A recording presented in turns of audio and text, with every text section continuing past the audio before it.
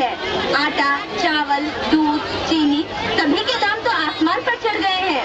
Ration की दुकान में भी राशन की चीजें कम मिलती हैं। मैं पापा के साथ सब्जी लेने गई। बाजार में एक रेहड़ी के पास हम खड़े हो गए। पापा सभी सब्जियों पर नजर डालने लगे। मैंने कहा, पापा भाव तो पूछो। पापा बोले, पहले पर्स तो देख लूं, कितने पैसे हैं। पापा बारी बारी से भाव पूछने लगे।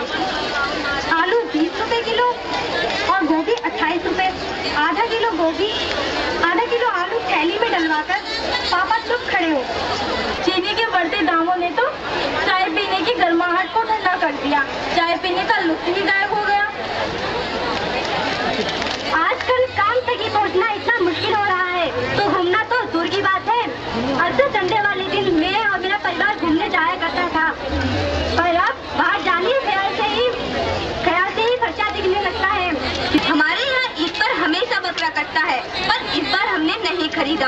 अम्मी ने बड़े प्यार से कहा, अगली बार ईद पर लाएंगे।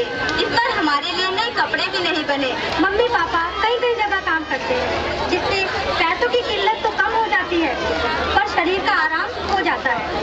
इसका असर उनकी सेहत पर पड़ रहा है। वे थके रहते हैं, हमारे साथ समय नहीं बिता पाते। मामा जी कई महीनों से खाली बैठे हैं। कई जगह नौकरी के लिए गए पर मनाही हो गई। मामी जी घर पर लिफाफे बनाने लगी। उनकी 10 साल की बच्ची दुकान पर लिफाफे बेचने लगी। एक दिन दुकानदार ने उसका हाथ दबा दिया, तब से नहीं जाती। मामी इज्जत खो जाने की डर से चुप रही।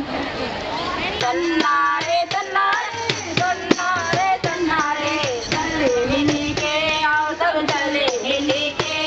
आओ आज हम एक हो जाएं, पुरानी कहानी को फिर से समझे और समझाएं। दूर दराज गांव में एक रिवाज था।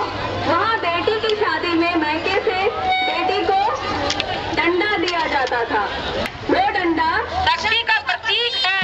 वो डंडा दहेज का हिस्सा भी है। हाँ, ये डंडा दहेज का हिस्सा भी है। उस डंडे का इस्तेमाल तभी होता था जब उसके साथ उसका पति व उसके ससुराल वाले शारीरिक व मानसिक हिंसा करते थे। उस डंडे की आवाज से गांव की सभी औरतें समझ जाती हैं कि उसके साथ हिंसा हुई है और फिर सभी औरतें एक एक कर अपने डंडे को साथ लेकर उस औरत के पीछे पीछे दूर दराज जंगल में चली जाती है। उस महिलाओं के जाने से पूरा गांव मानो थम सा जाता है। गांव के कुछ लोगों ने महिलाओं को घर वापस जाने को कहा तो सब औरतों ने कसम खाई कि हम तब तक घर वापस नहीं जाएंगे जब तक उसका पति उससे माफी नहीं मांग लेता। लोगों ने बोला, अगर तुम घर नहीं जाओगी तो खाना कौन बनाएगा? मालूम नहीं। तो बच्चों की देखभाल कौन करेगा? महिलाओं के एकजुट निर्णय से गांव के बुजुर्ग लोगों ने उसके पति को समझाया, तुम्हें अपनी पत्नी से माफी मांग लेनी चाहिए। अंततः पति ने पत्नी से माफी मांगी। तब महिलाओं को ये लगा कि आज हमारे न्याय की जीत हो गई है। सारी महिलाएं खुशी के मारे नाचते मुस्कुराते हुए अपने अपने घर वापस जाने लगी।